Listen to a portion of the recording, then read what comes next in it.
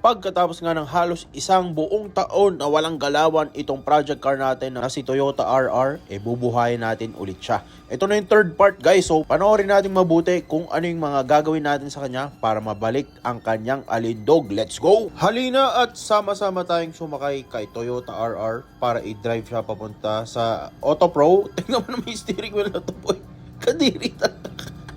Hindi ko alam kung paano ko hawakan to boys. At kitang-kita ang napakalinis na salamin. Sinubukan ko i-wiper kaso ganun lang din, walang nagbago. Napakakapal ng acid rain sa kotse na to. Kawawang-kawawa boys, tapos may kabig pa yung kanyang manibela. Lahat na ata ng sakit nandito kay Toyota RR. Binuksan ko nga ang kanyang mga bintana dahil nasusuffocate na ako dito. Parang pares pa kaming mamamatay sa loob ng kotse na to. Boys, huwag nyo tong gagayahin ha. Medyo dapat hindi nakamask kayo dito kapag magdadrive kayo ng mga lumutadong mga sasakyan. Okay, wag nyo gagayahin to. Pero syempre ako si Rich Potato. Walang makakapigil sa akin sa pag-makeover kay Toyota RR. Ang Auto Pro nga pala boys, ang naghahandle ng lahat ng ating papogi sa ating mga sasakyan. Dito rin ako nagpapa-car wash daily boys. Kahit umuulan, nagpapa-car wash ako dito tol. Tignan natin ang magiging reaksyon ni Jerwin sa kanyang kahaharaping trahedya. Namagin ko na. Makalipas natin i-drive ng 30 seconds si RR. Ito ang nangyari sa aking kamay. Tangina, ang dumi. Dito nga ay dali-dali ng inalis ni Jerwin ang makakayamanan sa loob ni Toyota RR dahil baka magsuntukan pa daw kami sa aking dinala ng regalo para sa kanya.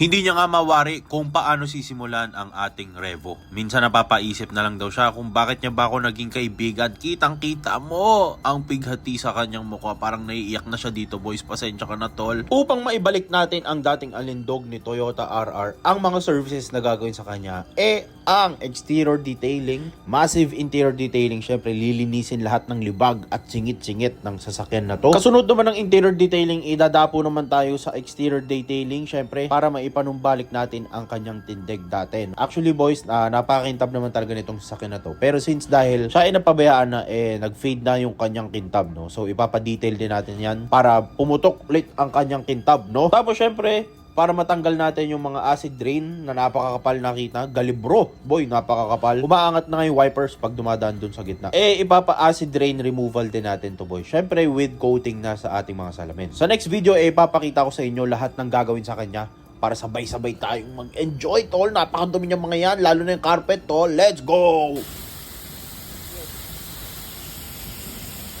Dito nga pala natin dinala si Toyota RR sa Auto Pro para i-handle nila ang interior detailing, exterior detailing, engine wash, acid rain removal. Basically, para mapapogi natin ulit si Toyota RR. Para sa ating unang araw na pagbisita kay Toyota RR, nakita ko dito na kinarwash at masinsinan ng nilinis ang kanyang mga singit-singit boys. Ay makikita nyo, napakalinis na rin naman talaga. Ayun, what a big improvement boys. Damn, look at this shit. Tignan mo naman yung tailgate na yun boy. Napakakintab agad, hindi pa yun napapolish boys. Hanggang sa gas tank cover nilinis din ni Jerwin. Ayun boys, lahat ng singit nyan boy, wala ka nang makikitang tae dyan tol. At hindi pa nabuksan ni Jerwin yung kanyang engine bay dahil may isa pa akong sorpresa sa kanya dito. Tignan mo naman to boy. Damn! Boy, tignan mo naman yan. Napakakapal ng dumi, boys. Akala mo sumuot sa kung saan man. Akala mo pinang-trail tong sasakyan na to, boy. Napakakapal ng dumi talaga. Nakakaawa ang kotse, boys.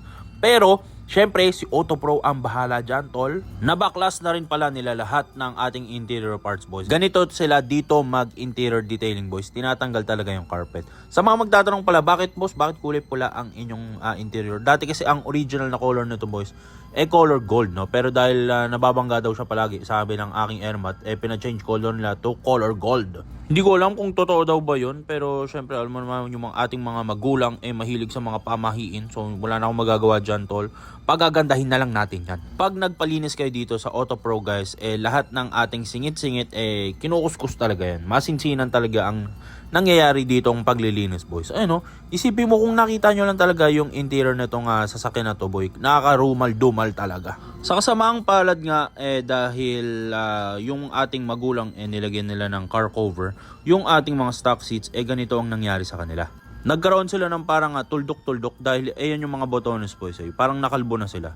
Well, okay lang, at least hindi naman punit. O siguro overtime mawawala din yan, magfe-fade. Pero medyo masakit siya sa mata tignan. May tuldok-tuldok. Nadidinan kasi siya ng mga botones boys Pero buti na lang walang punit, yun ang mahalaga.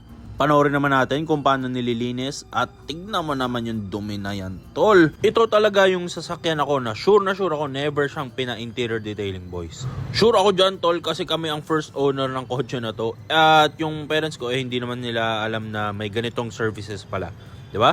So boys, so tignan mo yung mga mancha na dinulot nung napakatagal na tambak boys. Ayun, napakadumi no. Kinabukasan nga bumalik na naman ako syempre para bisitahin si Toyota RR at ito na ang kanilang progress. Papakita ko rin sa inyo boys kung ano yung mga nagawa. Dito sa hood, tignan mo naman yung pagka-buffing niyan. Toy! Kitang-kita mo yung left side boys parang ang gaspang niya pakinggan no. Pero yung kabilang side parang pwede ka nang manalamin. Tignan mo yung difference na yan, tol. At tapos na rin i-interior detailing yung ating loob boy syempre. Tignan natin boy, napakakinis yan. Pwede mong hawakan yan boy. So tignan mo. Nilagyan ko pa ng flash para sa inyo. Lahat ng kasulok-sulukan dito boys sinabon at kinuskos. Pero may mga parts talaga na nagmantsa na yung amag, so wala na tayong magagawa dyan. Ang the best thing na pwede nating gawin tanggapin na lang siya. Pero malinis naman na boys. Wala na siyang bakas. Yun lang nagmara na talaga. Hanggang sa ceiling squeaky clean yan, tol. Tignan mo naman yung pagbabago. Sobrang lambot na ng kanyang pintura. Alam nyo guys, dati pag hinahapos ko to, parang sandpaper, sobrang gaspang. Pero buti na lang dinali ni Auto Pro. So kung naghahanap kayo ng mga services like this shit, at tinatamad kayong linisin, dali nyo lang dito. Sobrang affordable guys. Hanggang dito sa pagkatutaw niyan, tol, napakakintab boy. Damn! Iba talaga nagagawa kapag makintab ang iyong sasakyan. Hanggang sa interior, ito tapos ang interior natin boys, i-assemble na lang siya. Matuyo na rin tong mga to at mababango na rin, hindi na siya amoy burat, tol.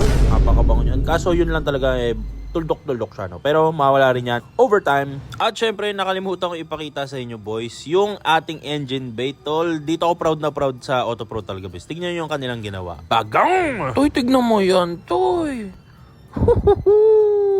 Sarap makita, boys, na malinis na yung ating sasakyan, no? Wala ka nang makikitang angge, dumi, tain ng pusa. Sabi ni Jerwin guys, may patay pa daw na daga dito. Muntikan na talaga kami magsuntukan pero buti lang mabait siya. Dito sa Auto Pro hanggang engine bay nililinis nila yan boys. Tignan mo hanggang gilid niyan. Toy malinis yan.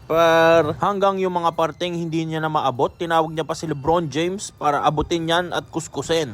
Boys, tignan nyo naman yung before Nakakasuka tol, diba? Sisilipin mo palang boy ang dumi-dumi par. Pero tignan nyo naman yung after boys. Ang sarap sa mata, di ba? Ayun, napakakalinis. Squeaky clean. Damn, bro. Napakalinis. Akala mo, alagang-alaga talaga yung Revo na to, no? Pero ngayon siya naging ganyan kalinis, boys. Ang natitirang problema na lang dito pala sa ating Revo, yung kanyang carpet, boys. Ito na yung hindi nalinis. Tignan mo naman yung dumi tol, Sipin mo since year 2000, brand new yung kotse, never pan nilinis at never binabato. Tignan mo yung dumi, tol.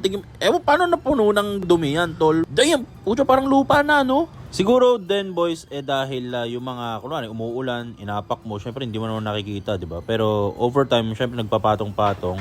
May mga part din talaga na, may umihi ba dito? Bakit ganyan? Napakadumi, tol. Tapos, syempre, basa, ulan, tapos nagpatong-patong na. Napakadumi, boys, no? Kaya, from time to time din, ipa-interior detailing nyo dahil isipin mo nalalanghap mo yan every time na sumasakay ka sa kotse. Huwag kayong maglala, boys, na babalik naman nila na maayos yan. Let's go! Abangan nyo na lang next vlog yung gagawin na kay Revo. Malapit na ito matapos, boys. Kalma lang kayo, tol.